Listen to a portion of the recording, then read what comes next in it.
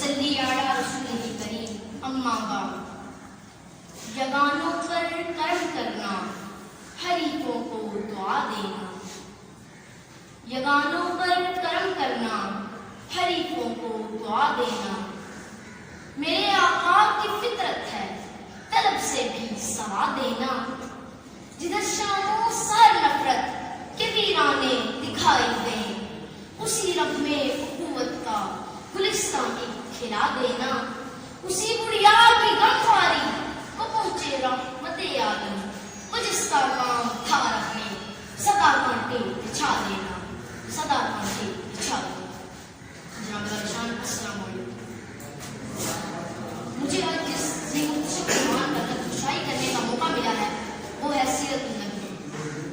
ذیلوفار سوچ کی پونچھی کی پرواز، آج سے 1450 سال قبل اس کائناتی عرصے پر جا ٹھہرے تو نظر آتا ہے فلحات کی تاریکیاں، سینہ ارض وحشت سے داغدار، درندگی سے فضا مسموم، عرب لات و منات اور حبل کے مجاور، اہل ہند رام کرشن کے پجاری، قبائلی نظاموں کی تباہ کاریاں، غریب انصاف سے محروم، عورت عزت سے محروم، جہاز ہوس کی کمرانی، زلال کا گھاٹے مارتا سمندر، کشت و خون، درندگی، بربریت، حیوانیت، خوف و ہراس کا بسیرا۔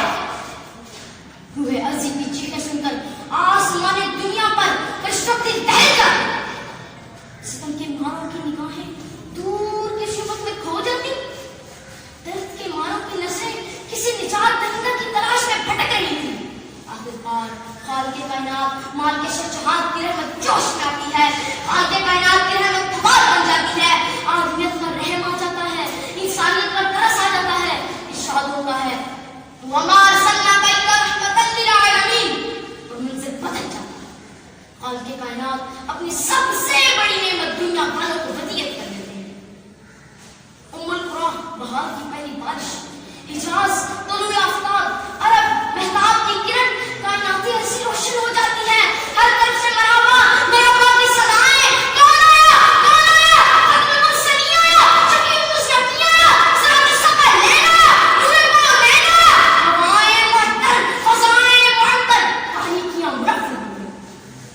قلندر لاہور کے قلم سے شگوفہ پھوٹتا ہے، وہ دانائے سبل ختم الرسل مولائے کل جس نے غبار راہ کو بخشا، فروغ باد یہ سینہ، فروغ باد یہ سینہ۔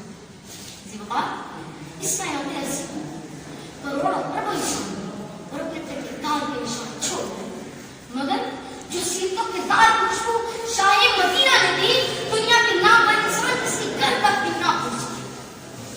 عظیم فلسفہ مفکر پال